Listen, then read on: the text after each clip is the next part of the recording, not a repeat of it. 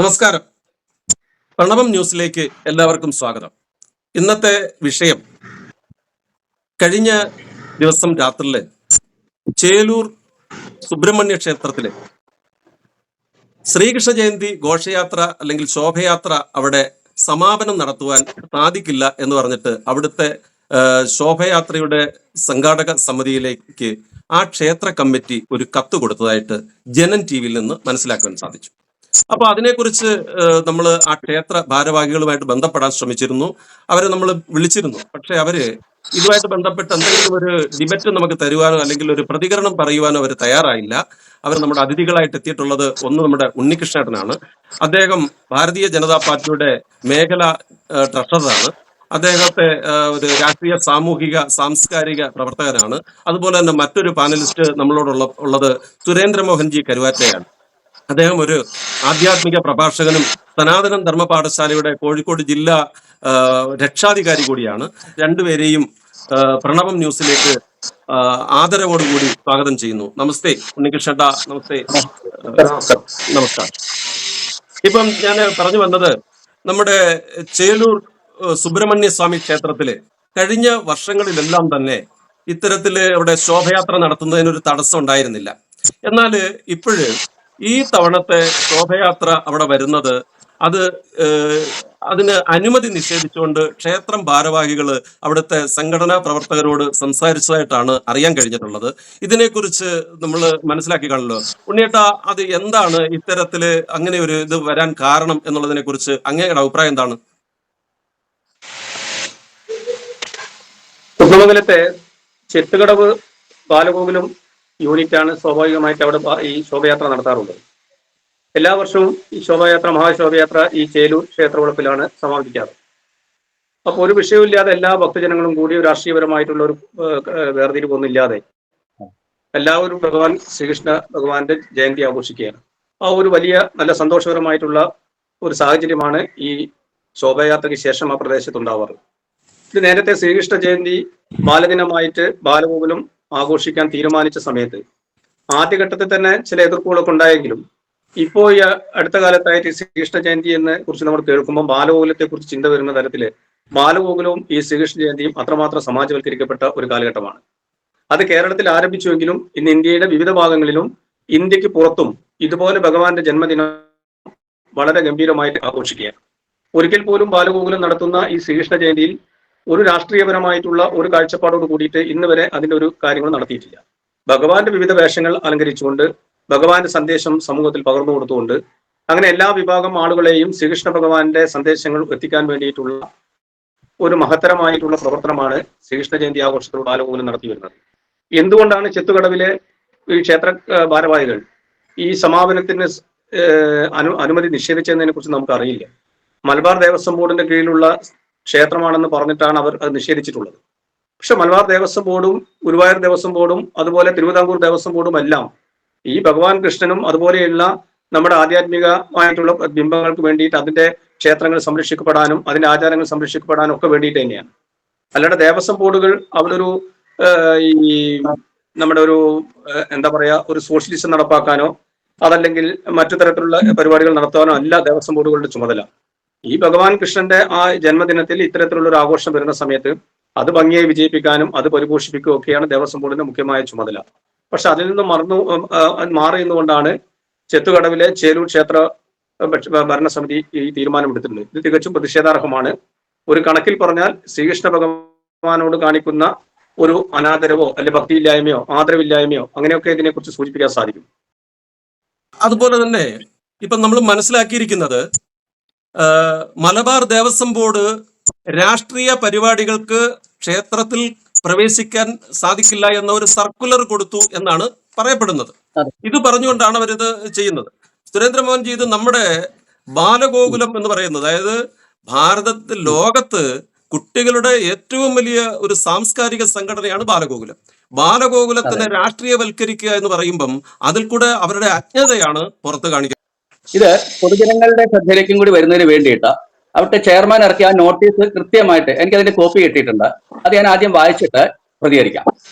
ബാലഗോകുലം സംഘടിപ്പിക്കുന്ന ശ്രീകൃഷ്ണ ജയന്തി ആഘോഷത്തിന് ക്ഷേത്രഭൂമി അനുവദിക്കുന്നത് സംബന്ധിച്ച് എന്ന് 19/8/24 അദ്ദേഹം എഴുതിയിട്ടുള്ള അവിടെ കൊടുത്തിട്ടുള്ള നോട്ടീസാണ്. മലബാർ ദേവസ്വം ബോർഡ് നിയമപ്രകാരം ക്ഷേത്രവും പരിസരവും രാഷ്ട്രീയ സംഘടനകൾക്ക് പരിപാടികൾ നടത്തുന്നതിന് അനുവദിക്കാൻ കഴിയില്ല. ആയതിനാൽ ബാലഗോകുലത്തിന്റെ നേതൃത്വത്തിൽ 26/8/24 നടത്താൻ തീരുമാനിച്ച പരിപാടിക്ക് ക്ഷേത്ര പരിസരം അനുവദിക്കാൻ കഴിയില്ലെന്ന് അറിയിക്കുന്നു എന്നാണ്. തികച്ചും ആ ചെയർമാന്റെ പേര് മനോജ് ബി എന്നാണ്. അദ്ദേഹം തീരെ അജ്ഞനാണ് എന്ന് നമുക്ക് ഇതിൽ വ്യക്തമായിട്ട് അദ്ദേഹം തന്നെ നമ്മളെ ബോധ്യപ്പെടുത്തിയിട്ടുണ്ട്. എനിക്ക് യാതൊരു വിവരവും ഇല്ല എന്ന് അദ്ദേഹം തന്നെ വെളിപ്പെടുത്തും. കാരണം 17 വയസ്സ് വരെയുള്ള കുട്ടികളുടെ വിജ്ഞാനിക സാംസ്കാരിക കൂട്ടായ്മയാണ് ബാലഗോകുലം എന്നത്.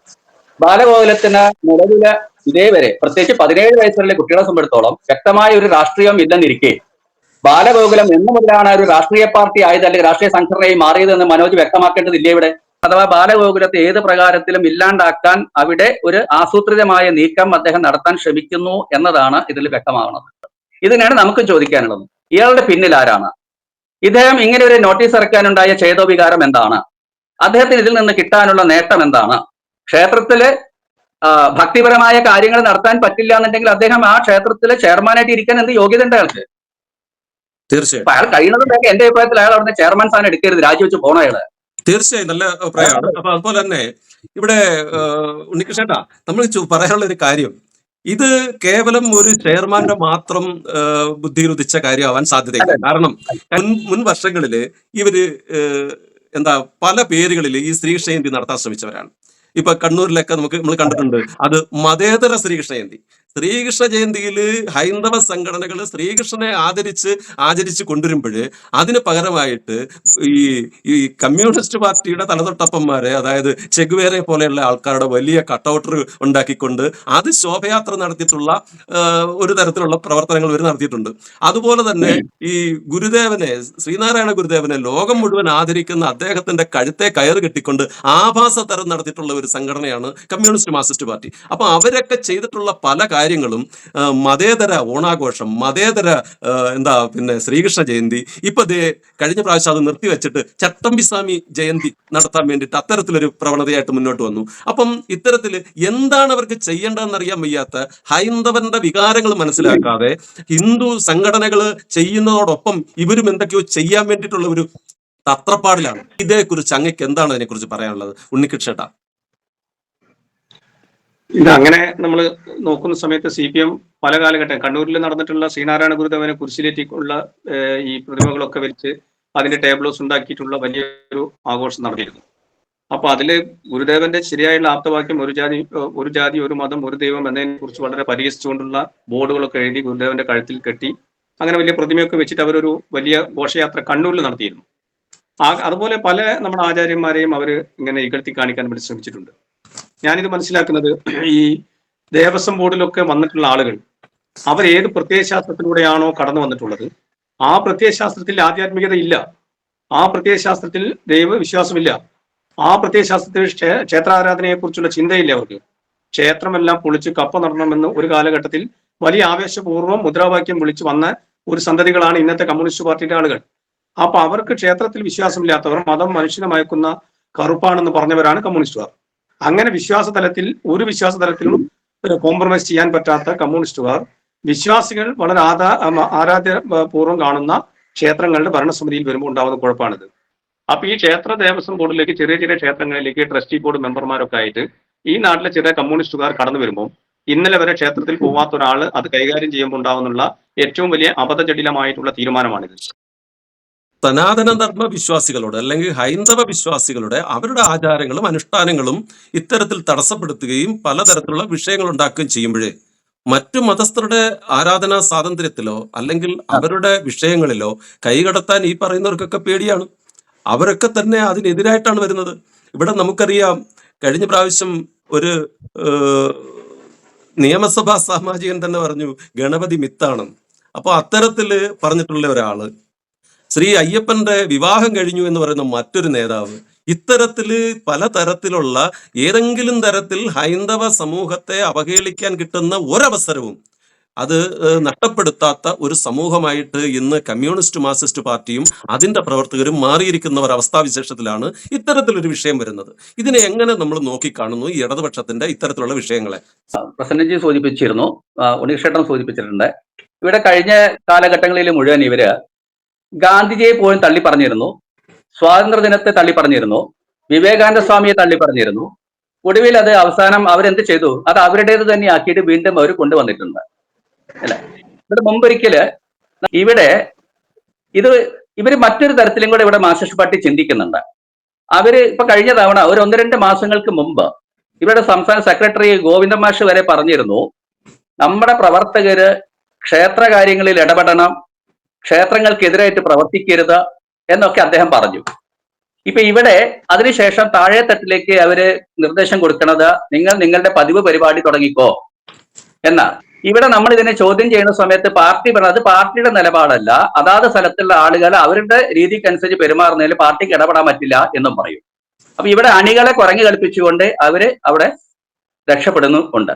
പക്ഷെ ഇവിടെ ഒരു കാരണവശാലും ഹൈന്ദവ സമാജത്തിന്റെ അഥവാ ഹൈന്ദവ ധർമ്മത്തിന്റെ സനാതന ധർമ്മത്തിന്റെ ഏതൊരു സംസ്കാരത്തെയും പാരമ്പര്യത്തെയും ഒരു തരത്തിലും കൂച്ചുവലങ്ങിടാൻ ഇവിടെ കമ്മ്യൂണിസ്റ്റ് പാർട്ടിക്ക് ഒരു കാലത്തും സാധ്യമല്ല, ഒരു രാഷ്ട്രീയ സംഘടനയ്ക്കും ഒരു നിയമത്തിനും സാധ്യമല്ല. ബാലഗോകുലത്തെ ഇവർ അംഗീകരിക്കുമെന്ന് മാത്രമല്ല, ചെയ്തു പോയ തെറ്റിന് പശ്ചാത്തപിക്കേണ്ടതായിട്ട് വരെ വരും. ഇവർ ഇന്നല്ലെങ്കിൽ നാളെ, ഇന്ന് എതിർക്കുന്ന കമ്മ്യൂണിസ്റ്റ് പാർട്ടി നാളെ ഇവിടെ ഇല്ലാതാവുന്നുള്ള കാര്യത്തിൽ സംശയമൊന്നുമില്ല നമുക്ക്. പാർട്ടി തന്നെ ഇല്ലാണ്ടായി വരുന്ന സമയത്ത് ഇവരുടെ നിലനിൽപ്പിന് വേണ്ടി അവർ തീർച്ചയായിട്ടും നമ്മുടെ പാതയിലേക്ക് വരും, യാതൊരു സംശയമില്ല. പല ആശയങ്ങളും ഇങ്ങനെ നമുക്ക് പറയാനുണ്ട്, പലരും നമ്മളെ എതിർക്കുന്നുണ്ട്. പക്ഷേ ഹൈന്ദവ സംഘടനകള് ഉണ്ണിയേട്ടാ ഇതിനൊരു തടയിടാൻ വേണ്ടിയിട്ട് നമ്മളൊന്ന് പ്രിപ്പയർഡ് ആവേണ്ടതായിട്ടില്ലേ? എന്താണ് അങ്ങേക്ക് അതിനെ കുറിച്ച് പറയാനുള്ളത്? അങ്ങനെ നമ്മൾ പ്രിപ്പയർ ആവേണ്ട ആവശ്യമൊന്നുമില്ല. കാരണം 57 കമ്മ്യൂണിസ്റ്റ് രാഷ്ട്രങ്ങൾ ലോകത്തുണ്ടായിരുന്നെങ്കിൽ ഇന്നിപ്പോ ആകെ വളരെ കുറഞ്ഞ 1-2 കമ്മ്യൂണിസ്റ്റ് രാഷ്ട്രങ്ങളിൽ കമ്മ്യൂണിസ്റ്റ് ഭരണം തന്നെ നടക്കുന്നു. അപ്പൊ കമ്മ്യൂണിസം ഒരു സനാതനം ഒന്നല്ലാതെ നശിക്കുന്നത് തന്നെയാണ്. നമ്മൾ വിശ്വസിക്കുന്ന പ്രസ്ഥാനത്തിന്റെ ആശയം സനാതനാണ്. സനാതന ധർമ്മത്തിന്റെ ഒരു പ്രസക്തി എന്ന് പറഞ്ഞാൽ ഏത് ശക്തി വന്നാലും അത് നശിക്കാത്തൊരു സംഭവമാണ്. അത് കാലാധിപത്യമാണ്, അതിങ്ങനെ വളർന്നുകൊണ്ടേയിരിക്കും. അതുകൊണ്ട് നേരത്തെ സുരേന്ദ്രൻ ചേട്ടൻ പറഞ്ഞതുപോലെ തന്നെ നമ്മെ അവരെ എതിർക്കുക എന്നല്ലാതെ നമ്മെ തകർക്കാൻ അവർക്ക് സാധ്യമല്ല. നമ്മൾ എന്താണെന്ന് പഠിക്കാൻ വേണ്ടിയിട്ട് അവർ ഇന്ത്യയിൽ പോലും വരികയാണ്, നമ്മുടെ സംസ്കാരത്തെ കുറിച്ച് പഠിക്കാൻ വേണ്ടിയിട്ട്. നമ്മെ എതിർക്കുന്നവർ പോലും തിരുത്തി പറയുന്ന ഒരു സാഹചര്യം ഉണ്ടാവുകയാണ്. ഒന്ന്, നമുക്ക് ഉള്ളിൽ തോന്നാത്ത, ഇഷ്ടമില്ലാത്ത, നാം സ്നേഹിക്കാത്ത, നാം പ്രണയിക്കാത്ത ഒരു വിശ്വാസത്തെ ഭരിക്കാൻ വേണ്ടി നമ്മൾ പോകരുത്. ആ പോകുന്നത് കൊണ്ടാണ് ഈ ദേവസ്വം ബോർഡുകളൊക്കെ കേടുവരാനും അതിന്റെ ഭരണകൂടങ്ങൾ തകരാറാവാനുള്ള സാഹചര്യം ഉണ്ടായിട്ടുള്ളത്. ഇപ്പോ ശബരിമലയിൽ എന്തെല്ലാം കാട്ടിക്കൂട്ടിയിട്ടുള്ള പല ആളുകളെ കുറിച്ച് നമുക്കറിയാം. നമ്മളിപ്പോ പറഞ്ഞു കേൾക്കുന്ന ഒരു വിഷയം, ശബരിമലയിൽ വല്ലാതെ രൂക്ഷമായി ഈ ശബരിമല പ്രക്ഷോഭ കാലഘട്ടത്തിൽ നേരിട്ടുള്ള വലിയ പോലീസ് ഉദ്യോഗസ്ഥൻ പോലും വലിയ അസുഖം ബാധിച്ച് കിടക്കുകയാണ്. ഇതുകൊണ്ട് വന്നു എന്ന് പറയല്ല, അങ്ങനെയൊക്കെ പല സംഭവങ്ങളും നമ്മുടെ മുന്നിൽ കാണുകയാണ്. ശബരിമലയിൽ നമ്മയുടെ ആചാരാനുഷ്ഠാനങ്ങളെ തകർക്കാൻ വന്നപ്പോൾ പ്രക്ഷോഭം നയിച്ചപ്പോൾ അതിനെ അടിച്ചൊതുക്കാൻ വേണ്ടി അതിനെ ന്യായീകരിച്ചിട്ടുള്ള അവിടെയുള്ള അവരുടെ മക്കൾ ഇരുമുടിക്കെട്ടു വേണ്ടി ശബരിമല അയ്യപ്പനെ കാണാൻ വേണ്ടി പോകുന്ന വിരോധാഭാസം നാം കാണുകയാണ് കേരളത്തിൽ. അപ്പൊ ഇവര് സുരേന്ദ്രൻ ചേട്ടൻ പറഞ്ഞതുപോലെ സനാതന ധർമ്മത്തിന്റെ പിന്നാലെ വരിക അല്ലാതെ കമ്മ്യൂണിസ്റ്റ് പ്രസ്ഥാനത്തിന്റെ നിലനിൽപ്പിന്റെ അടിസ്ഥാനമില്ല. പാലക്കാട് നടന്ന പ്ലീനത്തിൽ ഗണപതി ഹോമം നടത്തരുത് എന്ന് തീരുമാനിച്ച് പാർട്ടി അണികൾക്ക് നിർദ്ദേശം കൊടുത്ത കമ്മ്യൂണിസ്റ്റ് പ്രസ്ഥാനം ഇപ്പം ഗണപതി ഹോമം നടത്തണം, എല്ലാ ക്ഷേത്രങ്ങളിലും നമ്മൾ പോയി സജീവമാകണം, ക്ഷേത്രങ്ങളിൽ നമ്മൾ മുന്നണിയിൽ നിൽക്കണം എന്ന് പറയാണ്ട നിലവാരത്തിലേക്ക് കമ്മ്യൂണിസ്റ്റ് പാർട്ടി എത്തിയെങ്കിൽ ആ കമ്മ്യൂണിസ്റ്റ് പാർട്ടി കമ്മ്യൂണിസം വെടിഞ്ഞുകൊണ്ട് സനാതന ധർമ്മത്തിന്റെ പാതയിലേക്ക് അതിവേഗം യാത്ര ചെയ്യുന്നു എന്നതിന്റെ സൂചനയാണ് നമ്മൾ കാണുന്നത്. തെരഞ്ഞെടുക്കപ്പെട്ട ചില കമ്മ്യൂണിസ്റ്റ് MLA പോലും ദൈവനാമത്തിൽ സത്യപ്രതിജ്ഞ ചെയ്യുന്ന ചരിത്രവും നാം കാണുകയാണ്. ദൈവം എന്നുള്ളത് അവിടെ അജണ്ടയിൽ ഇല്ലാത്തൊരു സംഭവമാണ്. അപ്പോ കുഞ്ചൻ നമ്പ്യാർ പറഞ്ഞതുപോലെ ദീപസ്തംഭം ആശ്ചര്യം നമുക്കും കിട്ടണം പണം എന്ന് പറഞ്ഞതുപോലെ കമ്മ്യൂണിസ്റ്റ് പാർട്ടിയെ സംബന്ധിച്ചിടത്തോളം അവർക്ക് എന്തെങ്കിലും തുച്ഛമായ അധികാര ലാഭം എന്നല്ലാതെ രാഷ്ട്രത്തെക്കുറിച്ചോ സംസ്കൃതിയെക്കുറിച്ചോ സനാതന ധർമ്മത്തെക്കുറിച്ചോ ജനതയെക്കുറിച്ചോ ഒരു ചിന്തയും ഇല്ലാത്ത ആളുകളാണ് കമ്മ്യൂണിസ്റ്റ് പ്രസ്ഥാനം. അതുകൊണ്ട് തന്നെയാണ് അവരുടെ തലച്ചോറിൽ നിന്നും ഇത്തരത്തിൽ തലതിരിഞ്ഞിട്ടുള്ള തീരുമാനങ്ങൾ വരുന്നത്. അത് കാലം തള്ളിക്കളയും. ഈ ചെത്തുകടവിലെ ചേലൂർ ക്ഷേത്രം അടുത്ത വർഷം ഈ ബാലഗോകുലത്തിന്റെ ശോഭായാത്ര ഇവിടെ സമാപിച്ചോളൂ എന്ന് പറയുന്ന രീതിയിലേക്ക് അവർ തന്നെ ഇങ്ങോട്ട് വരുന്ന കാലഘട്ടം ഉണ്ടാകും. അതിന് ഭഗവാൻ കൃഷ്ണന്റെ അനുഗ്രഹവും ഉണ്ടാവും നമുക്ക് പ്രത്യാശിക്കാം. ക്ഷേത്ര കമ്മിറ്റിയിൽ വരുന്നില്ല. കുറച്ച് പ്രായമായ ആളുകൾ മാത്രമാണ്. അവരൊന്നും പറയുന്നതിന് വലിയ പ്രസക്തിയില്ല അവിടെ. അപ്പൊ പ്രസക്തമായിട്ട് ഒരു വാക്ക് പറഞ്ഞാൽ അതിനൊരു തൂക്കമുള്ള ആളുകൾ ക്ഷേത്ര കമ്മിറ്റിയിൽ എത്താൻ വേണ്ടിയിട്ട് നമ്മുടെ ഈ വിശ്വാസമൊന്നും ഇല്ലാത്ത കുറച്ച് ആൾക്കാർ കയറി പറ്റിയിട്ട് അതിൽ നിന്നൊന്നും ലാഭം കിട്ടുന്നില്ല എന്ന് പറഞ്ഞ് ഇട്ടെറിഞ്ഞിട്ട് പോരും. അങ്ങനെ പോകുന്ന സമയത്ത് ഈ ക്ഷേത്രത്തിന്റെ ഭരണം നമ്മളിൽ നിക്ഷിപ്തമാകണം. അത് പിടിച്ചെടുക്കുകയൊന്നുമല്ല. അവരിട്ടിട്ട് പോകുന്ന മുറയ്ക്ക് നമ്മൾക്ക് എന്തായാലും അവിടെ തിരി തെളിയിക്കണമല്ലോ. ഹൈന്ദവ വിശ്വാസം അനുസരിച്ച് ക്ഷേത്രങ്ങളുടെ ആചാരവും അനുഷ്ഠാനങ്ങളും നടപ്പിലാക്കാൻ വേണ്ടിയിട്ട് അത്തരത്തിലൊരു ടീമിനെ നമ്മൾ ഓരോ ക്ഷേത്രങ്ങളും കേന്ദ്രീകരിച്ച് സജ്ജമാക്കണം എന്ന ഒരു ആയാമം നമ്മൾ നടപ്പിലാക്കി വന്നു. നമ്മളത് റെഡിയാക്കി. അപ്പോൾ അത് നമ്മുടെ പാഠശാല വഴി എല്ലാ പഞ്ചായത്ത് തലത്തിലേക്കും കൊണ്ടുവരാൻ പോവുകയാണ്. ഈ ഉദ്ദേശമാണ് നമ്മൾ അതിനകത്തൂടെ വരുന്നത്. സുരേന്ദ്രമോഹൻജി, അതിനെക്കുറിച്ച് 2 വാക്ക് ഒന്ന് പറഞ്ഞാൽ. ഇപ്പൊ പറഞ്ഞത് ശരിയാണ്. കാരണം ഇത്രയും കാലം ക്ഷേത്രങ്ങളിലെല്ലാം പ്രായമുള്ള ആളുകളാണ് ക്ഷേത്ര കാര്യങ്ങളൊക്കെ നിർവഹിച്ചു പോകുന്നത്. അപ്പൊ അവരുടെ ഒരു അണ്ടറിൽ മാത്രം. അപ്പൊ പുതിയ പുതിയ ആശയങ്ങള് സമൂഹത്തിലേക്ക് എത്തിച്ചു കൊടുക്കേണ്ട ബാധ്യത ഇന്ന് യുവതലമുറയ്ക്കുണ്ട്. യുവതലമുറയിലേക്ക് പകർന്നു കൊടുക്കേണ്ട ബാധ്യത പൂർവികർക്കും ഉണ്ട്, അതായത് പ്രായം ചെന്നവർക്കും ഉണ്ട്. ഇവർ രണ്ടുപേരെയും കൂടെ ഒന്നിച്ചാണ് കൊണ്ടുപോകുന്നത്. ഇതില് ഈ ഒരു യുവത്വ മഹിമ എടുത്തുകൊണ്ട് ഇപ്പൊ രൂപം കൊടുത്തിട്ടുള്ള ആ വിഷൻ 2024 രൂപം കൊടുത്തിട്ടുള്ള ആ യുവാക്കളുടെ പ്രതിഭ, ആ സംഘം അത് അവിടെ കാര്യക്ഷമമായിട്ട് പ്രവർത്തിക്കുകയാണെങ്കിൽ, ഇവിടെ നമ്മൾ ഇപ്പൊ പറഞ്ഞ പോലെ നമ്മൾ ഇവരോട് എതിർത്തിട്ടല്ല, ഇവരോടുള്ള സമരമല്ല, ഒന്നുമില്ല. അങ്ങനത്തെ ഒരു പ്രഖ്യാപനം നമുക്കില്ല. ഇവരോട് എതിർക്കുക എന്നുള്ളത് നമുക്കില്ല. നമുക്ക് നമ്മുടേതായ ധർമ്മത്തെ രക്ഷിച്ചുകൊണ്ട് ഏതെല്ലാം തരത്തിൽ നമുക്ക് പ്രവർത്തിക്കാൻ സാധിക്കുമോ, ഇതിന്റെ അടിസ്ഥാനപരമായ അല്ലെങ്കിൽ മൂലസ്ഥാനം എന്ന് പറയുന്നത് നമ്മുടെ ഹൈന്ദവ ധർമ്മത്തിന്റെ മൂലസ്ഥാനം എന്ന് പറയുന്ന ക്ഷേത്രം തന്നെയാണ്. ആ ക്ഷേത്രത്തെ കേന്ദ്രീകരിച്ചുകൊണ്ട് തന്നെ യുവതലമുറകളെ നമ്മൾ പടുത്തുയർത്തി കൊണ്ടുവന്നാൽ ഇവർക്ക് മുന്നില് മറ്റ് ഏത് തരത്തിലൊരു വിപത്ത് വന്നാലും അത് വിലപ്പോവില്ല എന്നുള്ള കാര്യത്തിൽ ഒരു സംശയമില്ല. ഈ ഇന്നത്തെ നമ്മുടെ ഈ ചർച്ചയിൽ നിന്ന് നമുക്ക് മനസ്സിലാവുന്നത്, ഇപ്പൊ ഉണ്ണിയേട്ടനായാലും അതുപോലെ സുരേന്ദ്രമോഹൻജി ആയാലും പറഞ്ഞു വെക്കുന്നത്, ഇത് നമുക്കൊരു പ്രശ്നമേ അല്ല. അവരെതിർത്തോട്ടെ. ഒരുപാട് എതിർപ്പുകളെ നേരിട്ടുകൊണ്ടാണ് നമ്മുടെ സനാതന ധർമ്മം എന്ന് പറയുമ്പോൾ തന്നെ ഒരിക്കലും നശിക്കാത്ത ഒരു ധർമ്മം. ഒരുപാട് പേര് ഒരുപാട് പ്രാവശ്യം ഒരുപാട് രീതിയിൽ നശിപ്പിക്കാൻ നോക്കിയിട്ട് നശിക്കാത്ത ഈ സനാതന ധർമ്മത്തിന് അതിന്റെ കാലഘട്ടം അനുസരിച്ച് ഓരോരുത്തരും ഇത്തരത്തിലുള്ള വിവിധങ്ങളായിട്ടുള്ള നമ്മൾക്ക് നേരെയുള്ള വിഷയങ്ങളുമായിട്ടൊക്കെ വരും. അപ്പം അടുത്ത പ്രാവശ്യം തീർച്ചയായിട്ടും ഇന്ന് എതിർത്തവര് ജനങ്ങളുടെ അതായത് അവിടുത്തെ ഭക്തരുടെ തീരുമാനമനുസരിച്ച് അടുത്ത പ്രാവശ്യം അവർ തന്നെ നമ്മളെ വിളിച്ചിട്ട് ഈ സനാതന ധർമ്മത്തുമായിട്ട് ബന്ധപ്പെട്ടുള്ള കാര്യങ്ങൾ, അല്ലെങ്കിൽ നമ്മുടെ ബാലഗോകുലത്തിന്റെ പരിപാടി മാത്രമല്ല മറ്റെല്ലാ പരിപാടികളും അവിടെ നടത്താൻ വേണ്ടി ക്ഷണിക്കുമെന്ന ഒരു തീരുമാനത്തോടു കൂടി നമുക്ക് തൽക്കാലം നിർത്താം. നമ്മുടെ കൂടെ സഹകരിച്ചിട്ടുള്ള ഉണ്ണിയേട്ടനും അതുപോലെ സുരേന്ദ്രമോഹൻജിക്കും നമ്മുടെ പ്രേക്ഷകർക്കും എല്ലാവർക്കും എല്ലാവിധ നന്മകളും നേർന്നുകൊണ്ട് നിർത്തുന്നു. നമസ്കാരം.